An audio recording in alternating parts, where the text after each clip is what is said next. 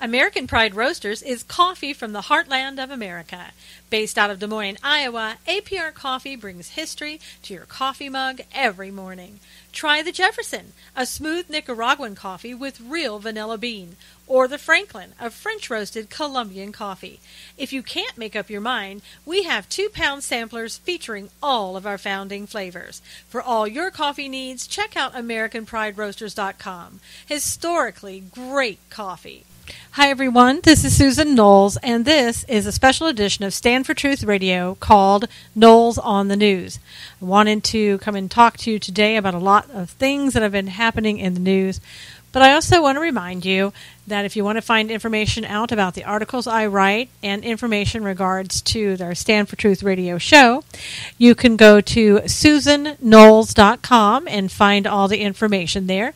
You can also listen to our past podcasts at Spreaker or Spreaker.com. Again, you can download the app on your phone, the Spreaker app, and look for Stand for Truth Radio, or just go to Spreaker.com, type in Stand for Truth Radio, and get all the information in all our past podcasts. You can take us with you 24 hours, 7 days a week. Okay, so last week was really a horrendous week for the United States. Another allegedly homegrown terrorism in the United States, this time involving our military. Shameful, shameful, shameful that we had this happen again on American soil. This time, taking the lives of 5 military men, 4 United States Marines, and 1 from the U.S. Navy. And as you may recall, what I'm talking about is the shooting that took place at 2 recruiting centers in Chattanooga, Tennessee last week. Just an appalling case of the fact that we had these 2 recruiting centers that were manned by the military personnel who were not allowed to arm themselves, who essentially were sitting ducks and being used as target practice at these recruiting centers. And what makes it so bad is that we had warning. The administration had warning that something like this could very possibly occur. We were told in May of this year that our security level was being raised because of increased and predictable threats of terrorism against our military and law enforcement. But despite that, the military remained defenseless. And 5 of the men inside 2 Chattanooga, Tennessee recruiting centers paid the ultimate price for not being allowed to be armed. We were also told in May, and this is a direct quote from the FBI, saying we have a general concern, obviously, that ISIL is focusing on the uniformed military and law enforcement. And again, knowing that this administration did not order our men and women who serve this country to be armed. In addition, an order upgrading the threat level was also signed in May by Admiral William Gortney, and he's the person that heads the U.S. Northern Command and oversees all U.S. military installations in the continental U.S. And his order, which put everyone on high alert, upgrading the threat level, was applicable to the National Guard facilities, recruiting stations, and health clinics. And Captain Jeff Davis, who's a spokesman for the U.S. Northern Command, or NORTHCOM, earlier this year said, "We have the same concern about the potential threat posed by violent, homegrown extremists," which is what we may have seen with the person who killed all of these military men last week in Chattanooga. Very possibly, he is a homegrown terrorist. And we have to, at this point, say allegedly, while they search diligently for the motive behind. I saw a CNN article recently that said they're still searching for the motive that this man may have had. Geez, I wonder what the motive could have been. Let's see.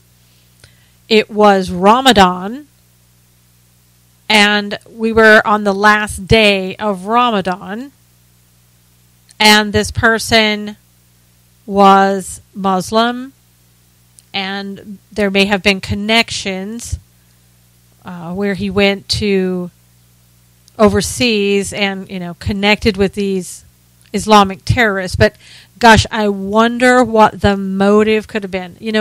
I think eventually it's going to come out that it's just workplace violence. He wanted to work there, wasn't allowed to, so as a disgruntled person who wasn't even an employee, he went back and he killed these people. I'm being absurd, but this is absurd. What's the motive? Jeez, I don't know.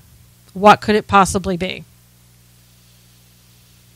And again, knowing that there was sufficient evidence to raise the threat level and that homegrown terrorism was suspected, our commander-in-chief did not issue an order to arm the military at these different centers or even on the military base. I mean, how ridiculous is it that the military can be armed to go and fight wars and to go to various places such as Afghanistan, Iraq, to fight wars, and I don't know why, but we arm them when they're doing that. I mean, pretty soon we'll probably give them a stick with a rubber band on it and have them fight the wars that way. But we don't trust them enough when they're in the United States for some reason, and at different bases, military bases here and abroad, I guess. We don't trust them to be armed to protect themselves. And I'll tell you, not only to protect themselves, but to protect the security against any threat, foreign and domestic. How do you do that when you're unarmed? Has anybody asked this administration that question?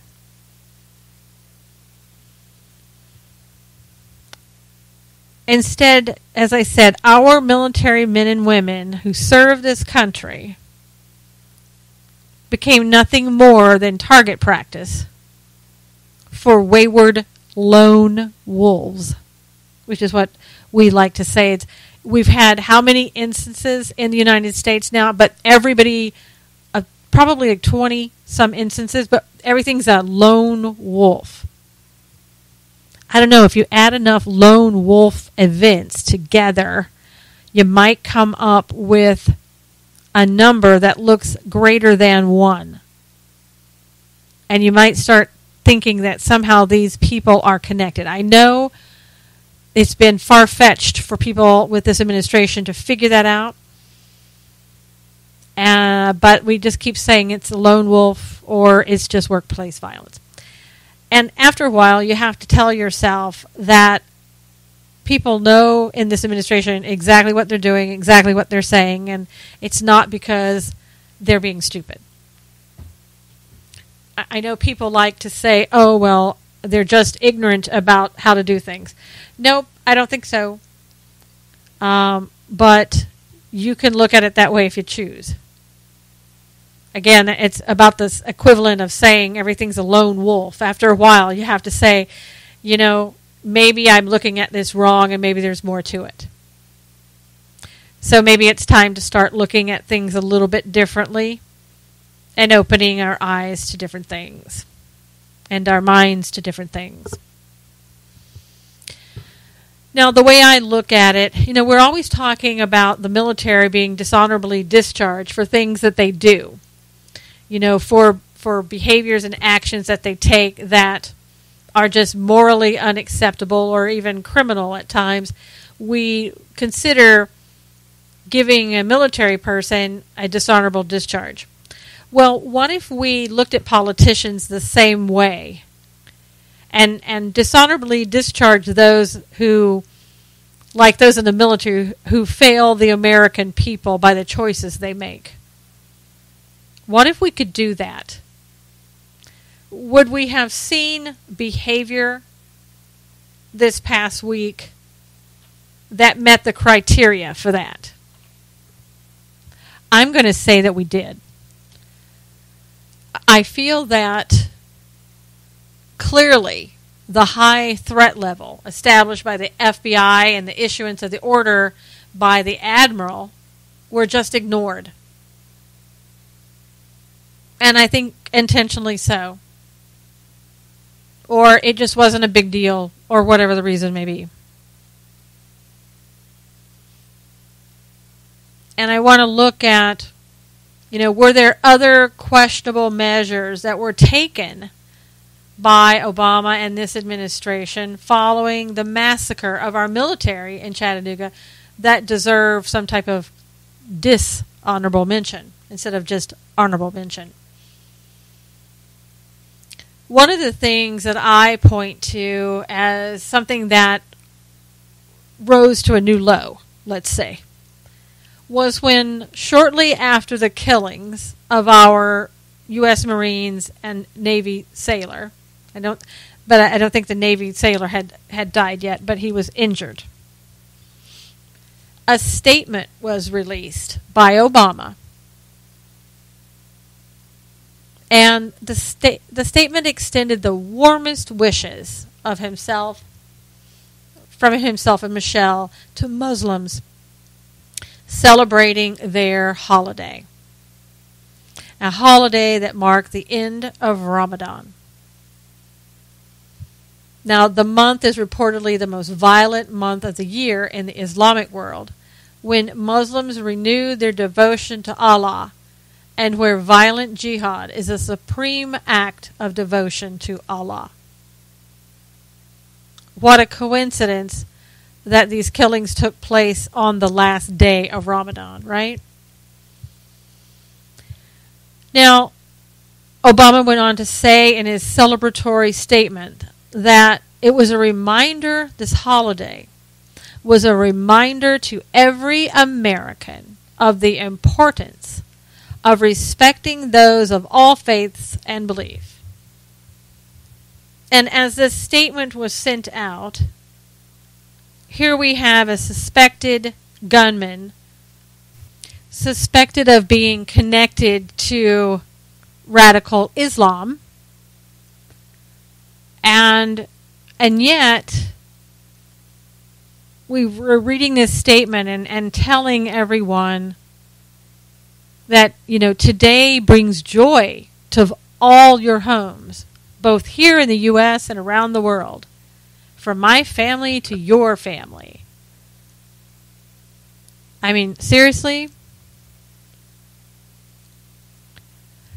We talk about this when 4 men at the time lay dead, and we're having a celebration statement to the people who may have had some connection to the gunman.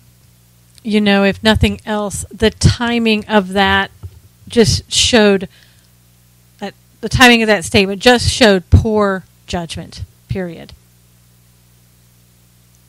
When you're talking about being joyful and issuing a statement like that, when the nation is and the family members are in mourning, again, really just shows a lack of judgment. And, to give him credit, he did previously comment that the killings of the service members were heartbreaking, and he condemned the killings. But it's just the timing of the release of the statement after the tragedy, so soon after the tragedy, and expressing his hope of joy for those celebrating another holiday. It just inexcusable. And then if that wasn't enough, we have the senior advisor to Obama, Valerie Jarrett. Now, what would you expect her to be doing? Now, we remember after the Supreme Court ruling, she was busy getting the White House prepared for a light show later that evening. Probably something that she had planned and put together long before the court reached its decision. But she was probably preparing for the festivities that night. So what do we see her doing after the death of 4 Marines and now subsequently a 5th U.S. Navy sailor? What was she doing on the day of the killings? Was she in mourning with everyone else? Was she in shock? Was she sad for the families? I don't know, but what we saw her doing was taking selfies with celebrities and just yucking it up with them, basically. Smiling. I think she was next to Julia Louis-Dreyfus, I believe is her name, from Seinfeld. Just sort of yucking it up, taking pictures, and posting them on Twitter. And it really didn't go unnoticed to the Twitterverse, who found that her posts were very insensitive and lacked respect. And they let her know it. And reminded her of, hey, did you hear there were 4 U.S. Marines that were killed today? Did that make your radar screen, Miss Jarrett?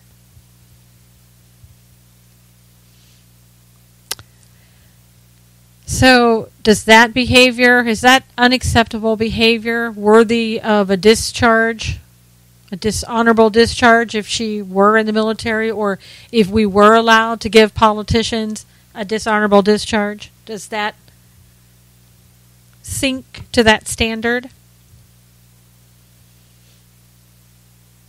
But not to be outdone, because we just, can't let a crisis go by without having to be to show who we really are, right? Not to be outdone, Obama topped off his day by taking in a Broadway show and a fundraiser in New York City. Now, I don't know about you, and I don't know how many people I know would actually go to a Broadway play or a fundraiser right after a death, either in the family or, in this case, a military family. I don't remember other presidents going out in celebration following a national tragedy. I could be wrong. I just don't remember it. Do you find that to be morally unacceptable behavior that would be worthy of a dishonorable discharge from the office of president if we, in fact, had the ability to do that with the president? And then it looked at like, oh, wait, he may want to finally reflect on the loss to America and their families. Because, again, he said, I needed some personal time. So maybe that was a means of saying, I just need to reflect on what was happening.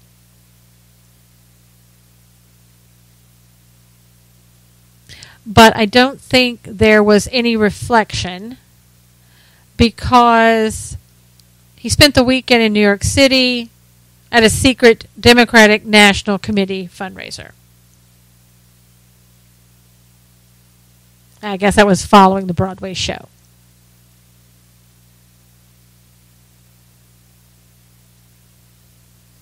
So, never letting a moment go to waste following a tragedy. This is his second time in going to a fundraiser following a tragic event that has struck this nation. As you may recall, his decision to attend a fundraiser the day after the massacre in Benghazi, his actions were questioned by critics for its appropriateness. Is that dishonorable discharge worthy of or acceptable behavior for the leader of a free world? You answer that. I think you probably know the answer to that, right? And then, as if that weren't enough evidence, all these things that I've mentioned, if all of these things of basically, coming out with a statement about Ramadan and the joy of Ramadan, not issuing guns to the military when you know there's a national threat level that's been raised,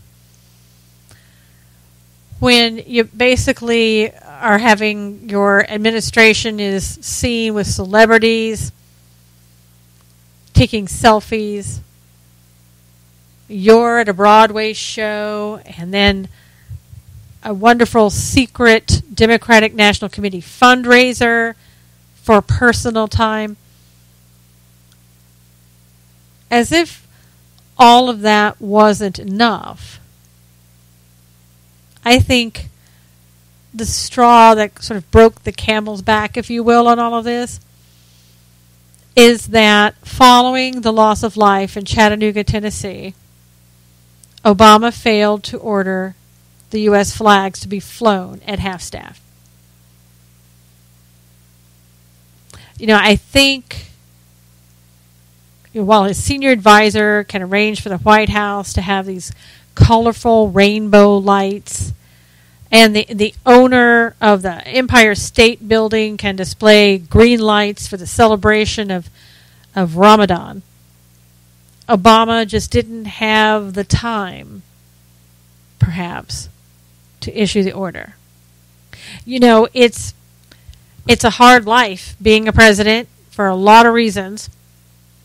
And so perhaps he just, in doing all the other things that he's involved in, he just didn't have time to say, give me my pen and my phone and I'll sign an executive order to fly the U.S. flags at half-staff. You know why? Because I can do that. It doesn't have to just be for, political figures that I do this for, but I can do it for others to mark a sign of respect. And you may recall, I believe we flew the flags at half-staff for Whitney Houston, and as far as I know, she wasn't a politician. She wasn't even in the military. So if we could have done it for Whitney Houston and other people, seems to me that we could have done it for the military men who served our country and died at the hands of a gunman on the last day of Ramadan.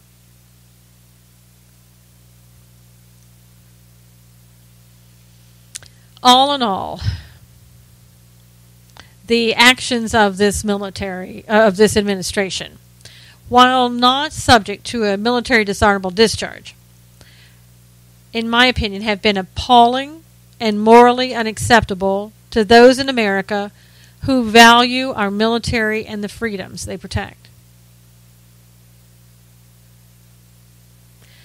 Those that lost their lives, their families, and the American public in general deserve better from a sitting president and his or her administration.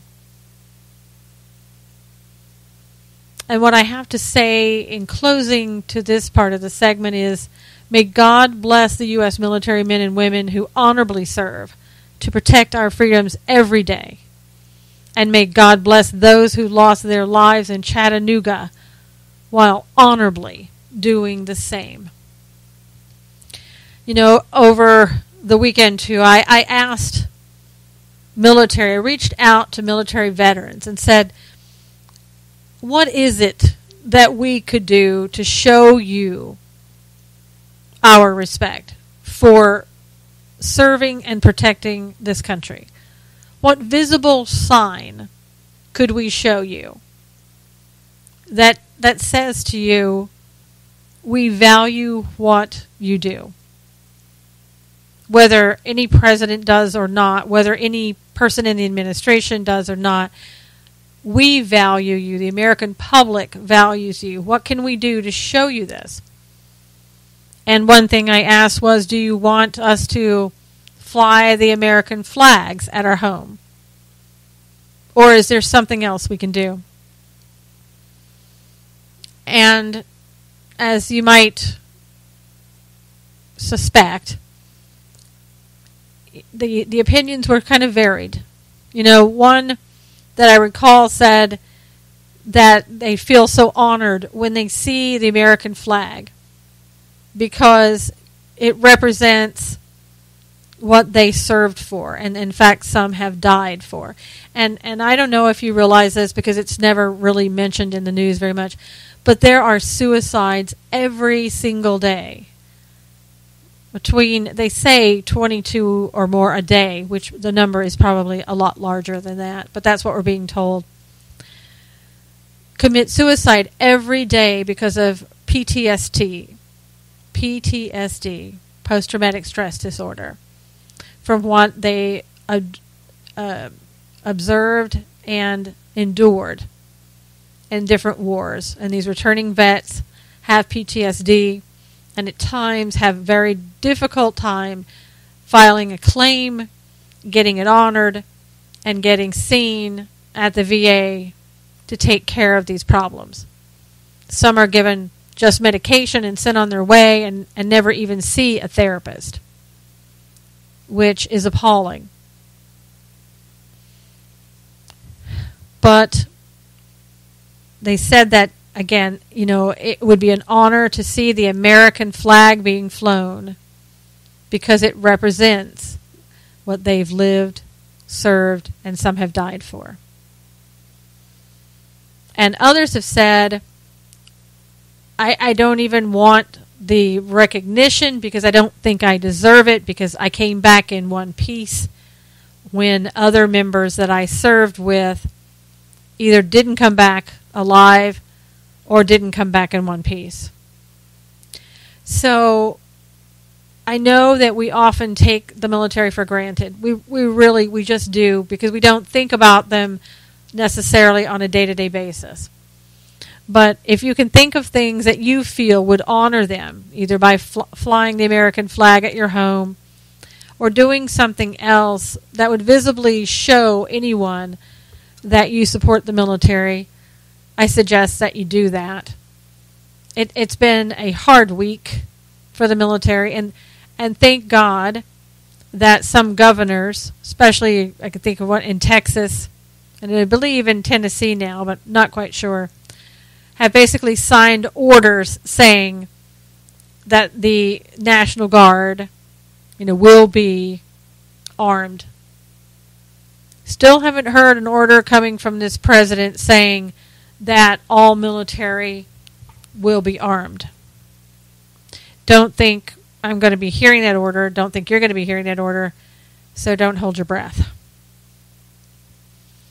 But if it were a world that we understood and a world that we knew, we would be hearing that order as more acts of homegrown extremism or even just radical Islamic terrorism comes to this country, and seemingly our government is unwilling to allow even the military to protect themselves on American soil. I'd also like to talk to you about what's been raging in the news and Donald Trump, what he said about McCain. There are different interpretations of what was said. It depends on who you want to listen to, what you want to listen to. But apparently Donald Trump came out and basically said in so many words and so many ways that McCain wasn't a war hero. Now, again, it's so open to interpretation. But you immediately saw the GOP. Oh, it's like they couldn't wait. Here's another reason. Let's go all jump on Donald Trump so that we can get him out of the race because he's making us look bad. He's doing this, he's doing that. I think I've said this to you many times before. I have no idea at this point whether or not Donald Trump would be able to serve this country. All I do know is, and I've written about, he's a release valve for people who've had enough, who are saying, at least he tells it like it is. And while I know that John McCain is a war hero by the fact that he was a POW for about 5 years, I believe, and was tortured, etc., etc., I also know that he has taken that title, if you will, and used that in the Senate for 30 years. And while what I'm saying doesn't take away at all from him being a POW, and I honor the fact that he was and respect that, I do think that as a senator, he hasn't done a lot of things that people are happy about. I do know that a lot of the military are not happy with him because they see him as hurting the military and taking benefits away from them and not giving them what they need and on and on. And I won't go into that subject in detail, but I also know that many people in the state of Arizona are not happy with him. It still doesn't excuse some of the things that Donald Trump may have said about him. Does Donald Trump owe him an apology? I mean, that was the next thing. Donald Trump owes him an apology. I mean, I think I heard Rubio coming out and saying that and saying, Senator McCain is a nice person. And Rubio would say that because, remember, he was in the Gang of Eight with McCain in regards to amnesty. So, yes, Donald Trump owes him an apology. Well, that may be so. But I think that Senator McCain owes the American people an apology as well. As you may remember, he called Tea Party members crazies. Now, whether you agree with him or not, what Mr. McCain needs to remember is that he is a paid employee of the American people. He called his constituents crazies. He called the American public, some in the American public, crazies. And yet we're supposed to tolerate, as his employer, being talked down to by the employee. And again, we have forgotten, our administration, Congress, has forgotten who works for who. So I think Trump may owe McCain an apology. McCain owes the American public an apology. And again, we see Rick Perry was quick to jump on it and say, I don't think that Donald Trump can be president. And matter of fact, I think he needs to drop out of the race for what he said. What we see is a feeding frenzy of the GOP eating its own. We're so quick as a GOP to criticize those on the left who would call for resignation of the GOP for something they did. but wouldn't call for resignation of something that they had done on their own.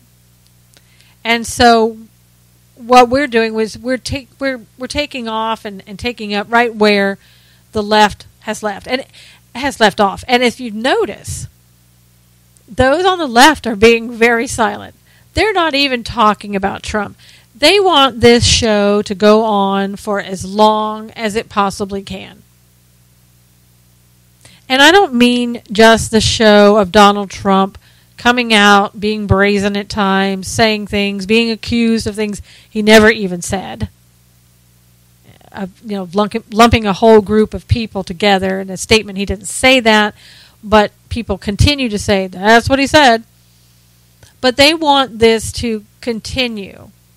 And they want to watch the GOP go crazy in trying to get Trump out of the race.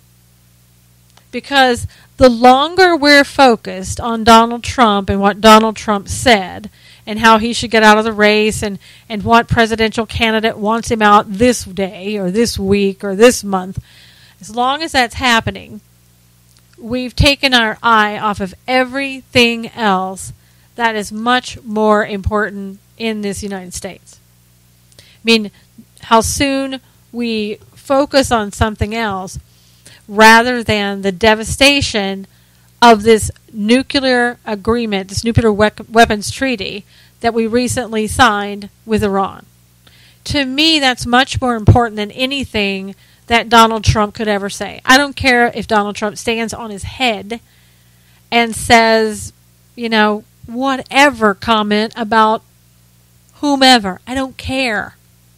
Donald Trump will stand or fall on his own as time goes on. And what I suggest to the rest of the presidential candidates is that you rise or fall on your own and quit concerning yourself so much with what Donald Trump is doing. It's making you look bad and it's making you look weak by calling for him to get out every time he sneezes. Donald Trump's behavior will take care of Donald Trump if that's what's to occur. Why don't you just focus on your own behavior? Why don't you just focus on your own campaign and let the chips fall where they may? I don't want to know what Donald Trump is doing because I know that. I can hear that for myself. What I want to know, Rick Perry, what I want to know, Marco Rubio, what I want to know, anybody else, what are you going to do? What are you going to do for the United States? How are you going to fix the mess or even start to fix the mess that we're in? What are you going to do? I don't care about what Donald Trump is saying today. And like I mentioned, there's much more important things to think about. And in regards to the nuclear weapons treaty, Breitbart came out with an article that really just kind of puts it all out there for you to really think about. Again, to take your mind off of what Donald Trump is doing today. It came up with 7 facts about Obama's proposed Iran nuclear deal that Americans should know. So let's just kind of go through them and see if perhaps that's a little bit more important than the off-putting comments that presidential candidates may or may not be making. Number 1, the U.S. nuclear inspectors are banned from inspecting Iran's nuclear sites.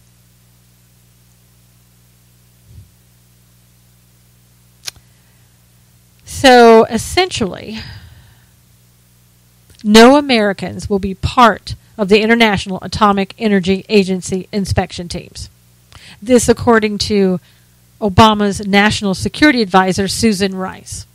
Good news, don't you think? We'll just let the UN and all those people go in there and tell us how great things are and how well things are going.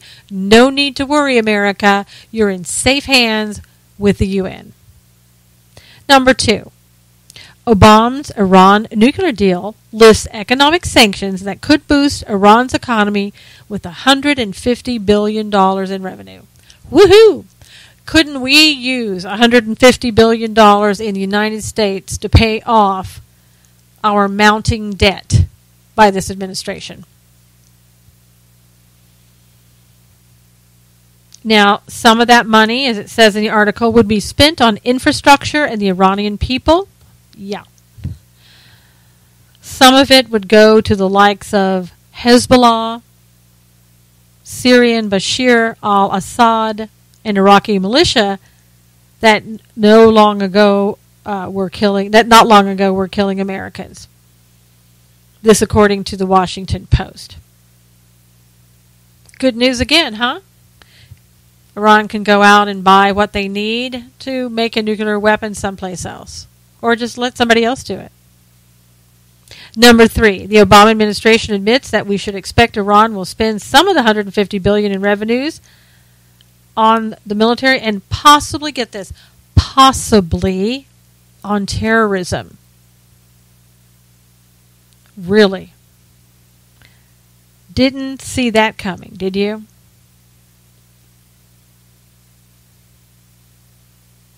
And on the very week that the deal was sealed with Iran, large crowds across Iran could be heard chanting, "Death to America."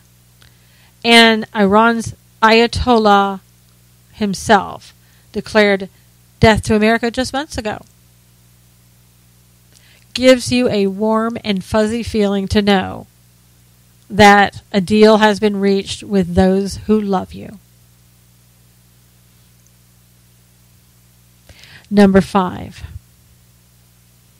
Obama's Iran nuclear deal does not require Iran to release any American prisoners. I read in somewhere recently that Kerry said, every meeting we went to, we asked them to release prisoners, but it was taken off the table. So in other words, he admits his failures, admits that they asked, admits that Iran just ignored anything that we thought was important. If in fact they even asked. So basically, Pastor Saeed and others sit over in Iran waiting. Perhaps waiting for the next president who might be able to get them out if they're lucky. Number 6.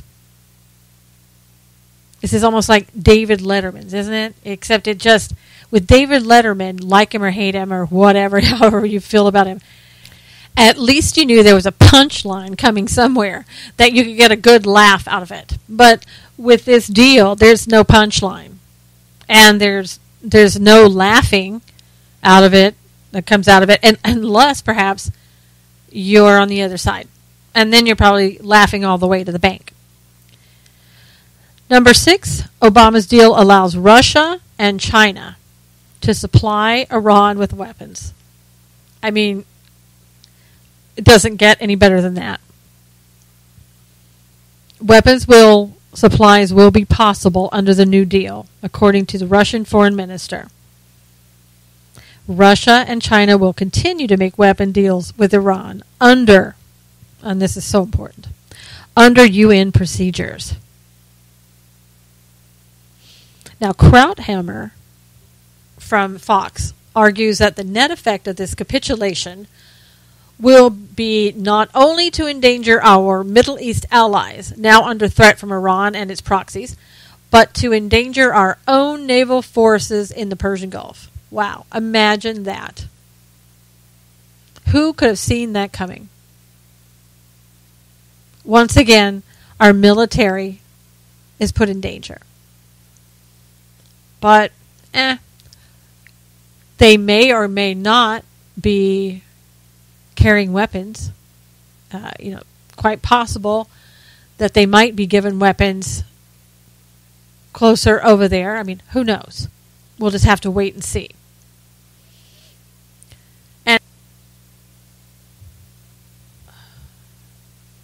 And finally, number 7. 77% of Americans oppose Obama's lifting of sanctions against Iran. According to the latest Associated Press poll, 77% of Americans believe the U.S. sanctions against Iran should be kept the same or increased, not lifted as Obama deal calls for. Well, maybe too late. And we've already heard that probably what's going to happen is that they're going to go ahead and release everything. The UN is just going to go ahead and ratify it, and it won't really matter what Congress says. We've seen so many times how ineffective this Congress is due to their own self-worth and their abilities as Congress, or just due to the factors of having a president who will just sign an executive order, or a court that will just make whatever ruling it wants, not even based on the Constitution. So, does it really matter to do anything? Is there any recourse from Congress? We'll just have to wait and see. My guess is that everybody will put up a big front. Oh gosh, we're going to do this, we're going to do that. We're the GOP, we're mean and lean, and at the last minute we'll just say, well, we couldn't do anything. We tried, but sheesh, you know how hard that is. So off we go. Let's go conquer something else. And then finally, we've seen where the Obama administration now wants to keep people collecting Social Security benefits from owning guns if it's determined that they're unable to manage their own affairs. The push could potentially affect millions whose monthly disability payments are handled by others. It's intended to bring the Social Security Administration in line with laws that prevent gun sales to felons, drug addicts, immigrants in the United States illegally, and others, according to the article. And we're talking about when they say they're unable to manage their own affairs due to marked subnormal intelligence or mental illness, incompetency, condition, or disease, which could potentially affect a large group within Social Security. So, we can, as we've seen on the left with progressives, if the definition doesn't fit, we can just either change the word, change the meaning of the word, in order for it to fit whatever definition we want. So when it talks about incompetency, how incompetent are we? What are we talking about? Are we talking about something that requires a court of law to render you incompetent, or does it come about by saying your neighbor thinks you're incompetent, and they call and say, hey, you know what, I think my neighbor's sort of kind of crazy, and I think they may have a gun. Is that enough for them to come get your gun if you're on Social Security? I mean, how many more things are we going to have to hear before we realize that they're coming for the guns one way or the other? I mean, already we have the military coming back with PTSD that their Second Amendment rights are being impacted potentially because of the fact that they've been given a diagnosis of PTSD.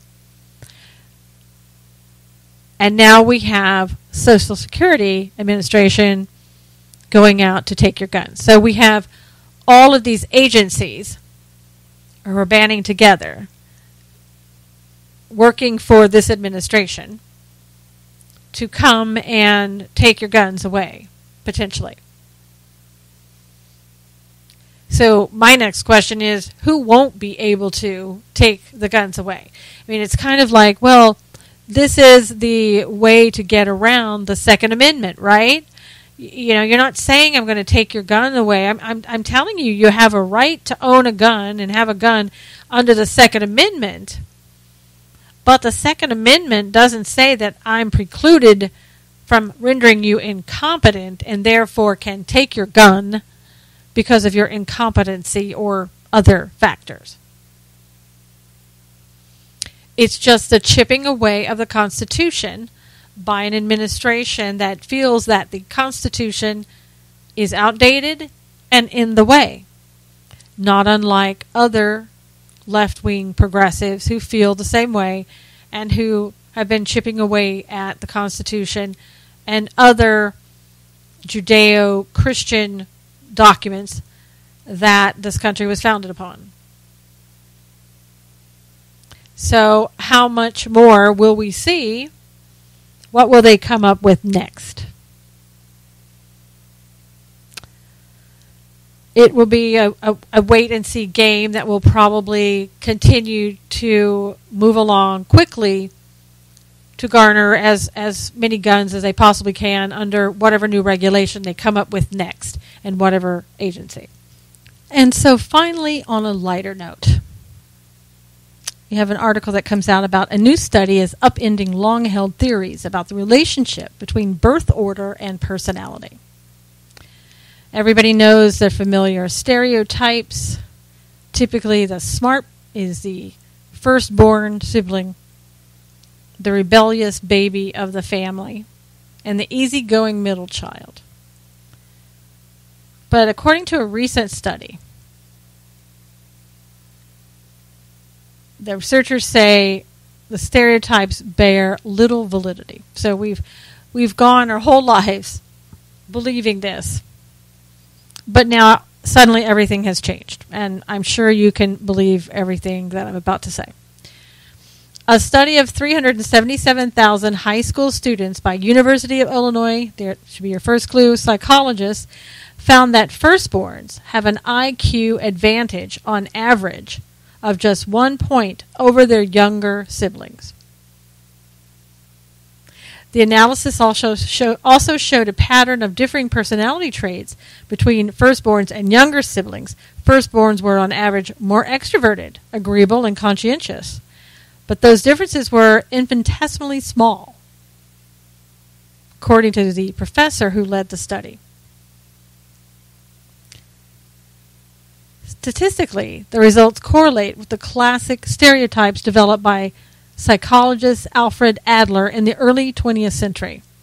The firstborn as a natural leader, the spoiled, lazier youngest child, and of course the oft-ignored middle child. This theory has been debated among psychologists for years.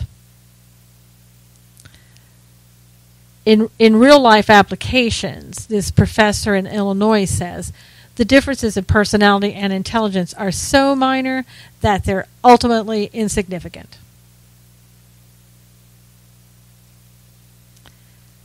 So basically, everything that we've been told has been a lie. Does that sound familiar to something else? Seriously, though, it stands to reason that the firstborn child would be more outgoing just by the fact that that firstborn child would have more experience. Probably the parents were,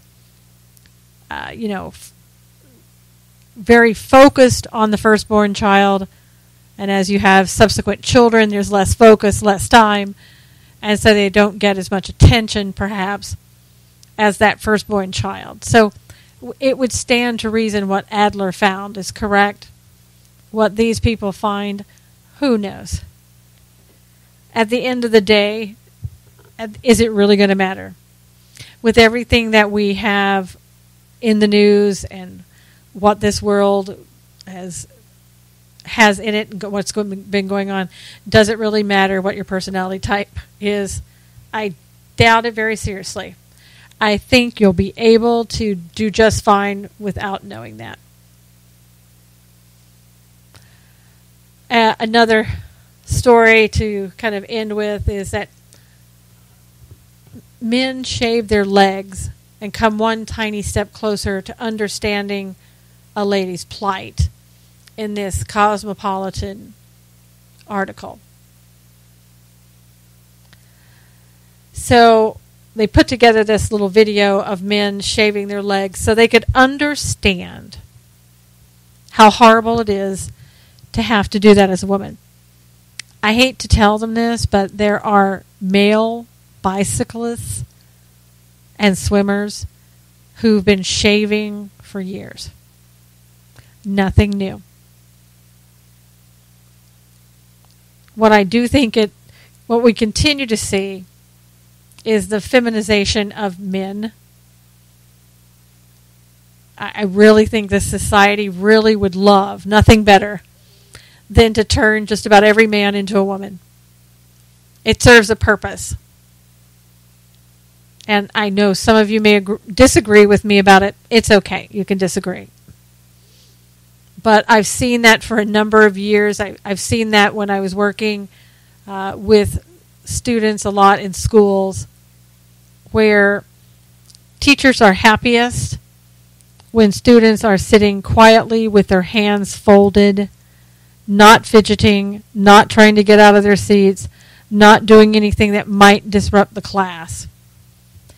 So what happens is that oftentimes, not with every teacher, but often, boys are sort of looked at and teachers try to figure out, what can I do to make this boy quiet, to make this boy behave like the quiet girls over there with their hands folded in their laps. The best way to do that is sometimes to medicate them, to keep them quiet, or perhaps let's just put them in with the girls and hope that they become more like the girls. And I'm exaggerating on some things, but you get my point. Some of these articles are just absolutely silly and mean nothing as compared to the realities of what's going on in our world today. I would just encourage you to, as I always do, continue reading on your own, continue gaining knowledge. Try not to be sidetracked so much by the noise that is intentionally going on for you to be distracted from what really is going on and what's really important. If you can do that, then you can rest assured that at least if you can't stop something, you will at least have your eyes wide open and know what's coming. And I don't know about you, but I would rather know what was going on than to just sort of sit quietly and go about my day-to-day stuff without knowing what is affecting me around me. So I hope that you will do that. And I hope to bring you a guest that will talk to you about what's going on in our world today, because of the fact that we have taken all the principles of the Founding Fathers and have almost forgotten just about every one of them. Every single warning that the Founding Fathers gave us to tell us that if you do, A through Z here, everything is going to be fine and you're going to have a country that will last and last and last. But if you stop doing those things, here's what's going to happen. And you'll see when I speak with my guest that just about everything that the Founding Fathers warned us about, we ignored. And because of that, we're seeing a real destruction of America taking place right in front of our eyes by those who have risen to power that were never supposed to have the type of power that we have allowed them to get. So I hope that you will join me next week in hearing that powerful show when we talk about our Founding Fathers, why they were so great, what they tried to do to help us, the groundwork that they laid, and the hopes that they had for us.